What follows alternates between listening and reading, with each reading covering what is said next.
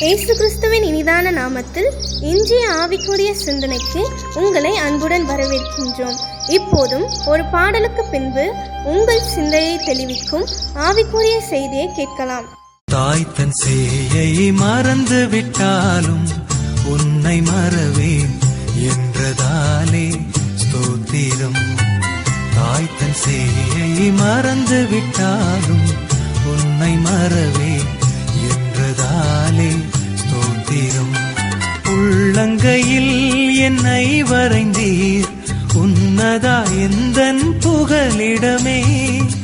என்னை மறவா இயேசுநாதா, உந்தன் தயவால் என்னை நடத்தும்.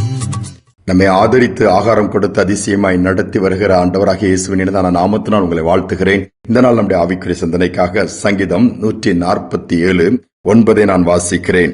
கர்த்தர் மிருக ஜீவன்களுக்கும் கூப்பிடுகிற காக்கை குஞ்சுகளுக்கும் ஆகாரம் கொடுக்கிறார். ஆண்டவர் பாருங்கள், எவ்வளவு அழகா, எவ்வளவு கன்சர்ன் உள்ளவரா இருக்கிறார். மனிதர்களுக்கு மட்டுமல்ல, கூப்பிடுகிற காக்கை குஞ்சுகளுக்கும் ஆகாரம் கொடுக்கிறாரா.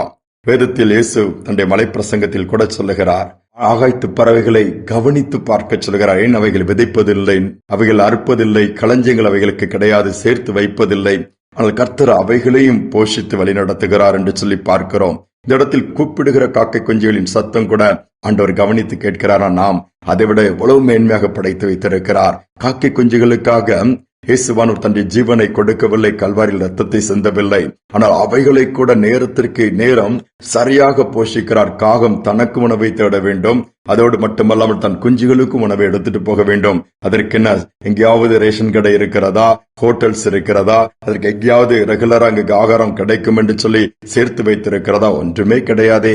கர்த்தர் அவைகளை போஷித்து நடத்துகிறார் என்று சொன்னால் நம்மை நடத்த மாட்டாரா? நம்முடைய ஆண்டவர் அதிசயமாய் நடத்துகிறவர். அநேக நேரம் சோர்ந்து போய் விடுகிறோம். நாளைக்கு என்ன செய்வோம், அடுத்து என்ன செய்வோம், இப்படிப்பட்ட ஒரு நிலைமையில் இருக்கிறோமே. பல விதத்தில் நம்மை பார்த்து, சூழலை பார்த்து, சுற்றிலும் இருக்கிற எல்லாவற்றையும் நடக்கிற காரியங்களை பார்த்து சோர்ந்து விடுகிறோம். ஆனால் வேதம் சொல்லுகிறது, பறவைகளை, பறவை குஞ்சுகளை போஷிக்கிற ஆண்டவர் நம்மை நிச்சயமாகவே போஷித்து நடத்துவார். குறைவுபட விடமாட்டார். நேற்ற நேரத்தில் ஆகாரம் கொடுப்பாராம். அவ்வளவு பெரிதான தேவனை நாம் பெற்றிருக்கிறோம். ஒரு அருமையான ஊழியக்காரர் நன்கு எனக்கு தெரியும். அவர் அநேக இடத்துல சாட்சி கூட கொடுத்திருக்கிறார். ஆண்டவர் அழைத்தார், ஊழியத்திற்கு வந்து விட்டார். பிள்ளைகள் உண்டு, மனைவி. ஆனால் இவர் எல்லாவற்றையும் விட்டு ஆண்டவரை பின்பற்றி இயேசுவை சொந்த ரட்சகராக, இயேசுவை அறியாத குடும்பத்திலிருந்து வந்து ஏற்றுக்கொண்டவர். இவர் ஃபர்ஸ்ட் ஊழியம் செய்கிறார். இவர் நினைத்தபடி எந்த வருமானமும் இல்லை, கஷ்டமாகிவிட்டது.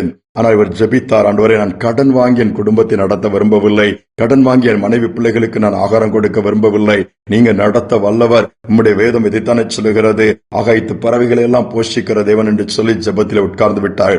காலையிலிருந்து பட்டினி, பிள்ளைகளும் பட்டினி, அழுது கொண்டே இருக்கிற தண்ணீர் தான் கொடுக்க முடிந்தது.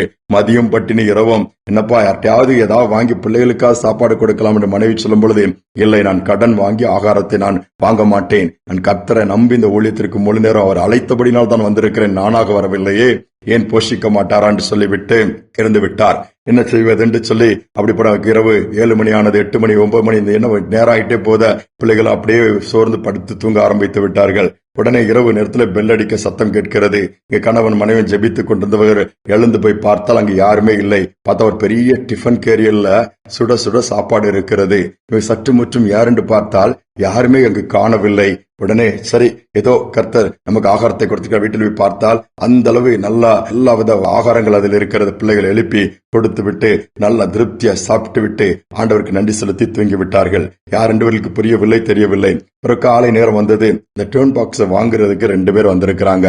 கேட்டா நீங்க யாருன்னு சொல்லும் போது அப்பொழுதுதான் அவர்கள் சொன்னார்களாம், நாங்கள் இதே பகுதியில் அந்த சைடு அங்க தள்ளி இருக்கிறோம், எங்கள் ஊழியம் செய்கிறதை குறித்து நாங்கள் ஏற்கனவே கேள்விப்பட்டிருக்கிறோம், எங்கள் வீட்டுல ஒரு ஃபங்க்ஷன் வச்சிருந்தோம், இன்னைக்கு திடீர்னு அது கேன்சல் ஆயிடுச்சு, இப்ப என்ன செய்யலாம், கொஞ்சம் கொஞ்சம் சாப்பாடு அப்படி பிரிச்சு அனுப்பணும், உங்க ஞாபகம் வந்துச்சு, கொண்டு கொடுத்துட்டு போலான்னு தோணுனால நாங்க வெள்ள அடிச்சு தொந்தரவு பண்ணாண்டு வச்சுட்டு போயிட்டோம் அப்படின்னு சொன்னாங்க. பாருங்க, அந்த அளவு ஆச்சரியப்பட்டதோடு மட்டுமல்ல, அந்த ஊழியர் சொல்ல அதற்கு பிறகு அவர் பட்டினியாகவே அவர் குடும்பம் இருந்தது இல்லையாம். அற்புதமாய் அதிசயம் ஆண்டவர் போஷிக்க ஆரம்பித்தாராம். இந்த தேவன் தான் நம்முடைய தேவன். சோர்ந்து போய் விடாதீர்கள். காக்கை குஞ்சுகளுக்கு ஆகாரம் கொடுக்கிறவன் நம்மையும் நம்முடைய பிள்ளைகளையும் கவனித்துக் கொள்ள மாட்டாரா? கவனித்துக் கொள்வார். ஏனென்றால் அவருடைய நாமம் அதிசயம். அதிசயமானவர்களை செய்கிறவர். ஆனால் அவரை மட்டும் சார்ந்து கொள்வோம். நீங்க தான் சொல்லி அவர் கரத்துல கொடுத்து பாருங்க. வானங்களை திறப்பார். எல்லாவித ஒத்தாசைகளை அருளுவார். நன்மைகளை தொடரச் செய்வார். ஜெபிப்போம். அன்பின் பரலோக தகப்பனே, இந்த காலை நேரத்தில் நம்முடைய சமூகத்துல வந்திருக்கிறோம். ஒவ்வொரு நாளும் வித்தியாசமான பிரச்சனைகள் நாங்க சந்திக்கிறோம், பாடுகளை சந்திக்கிறோம். நினைத்தது ஒன்று நடக்கிறது ஒன்றாக இருந்தாலும் நீர் மாறாதவராய், எங்களை மறவாதவராய், எங்கள் பட்சத்திலிருந்து நடத்துகிறவராய் இருப்பதற்காக ஸ்தோத்திரம். யாரெல்லாம் வறுமையில் இருக்கிறார்களோ, யாரெல்லாம் எடுத்த சம்பளம் எனக்கு போதவில்லையே, குடும்பத்தை நடத்த முடியவில்லையே, என்ன செய்வது, வேலை கிடைக்கவில்லை, எனக்கு வருமானம் வரவில்லை, நல்ல ஆர்டர் கிடைக்கவில்லை, பிசினஸ்ல தொய்வு என்று பல விதத்துல குழம்பி போய் தொய்ந்து போயிருக்கிற பிள்ளைகள் இந்த செய்தியை கேட்க நேரிடுமானால் என் தேவன் விசுவாசத்தை பெருகச் செய்வீராக. இந்த குடும்பங்களிலே அதிசயங்கள் நடக்கட்டும், அற்புதங்கள் நடக்கட்டும், நாம உயர்த்தப்படட்டும். பெரிய காரியங்கள் செய்வதற்காக நன்றி தாழ்த்தி ஒப்புக் கொடுக்கிறேன். துதி கன மகிமை எல்லாவற்றையும் செலுத்துகிறேன். நாமத்தில் வேண்டிக் கொள்கிற நல்ல பிதாவே, ஆமேன் ஆமேன். கர்த்தர் ஒருபோதும் நம்மளை கைவிட மாட்டார், திக்கற்றவர்களை விட மாட்டார். ஏற்ற நேரத்திலே எல்லாவற்றையும் கொடுத்து போஷித்து நடத்துவார். இந்த சிந்தனையோடு இந்த நாளை தொடருவோம். மீண்டுமாய் நாளை தினம் சந்திப்போம். கைவிட மாட்டார், என்னை மறந்திட மாட்டார். எந்தன் இயேசு கைவிட மாட்டார்.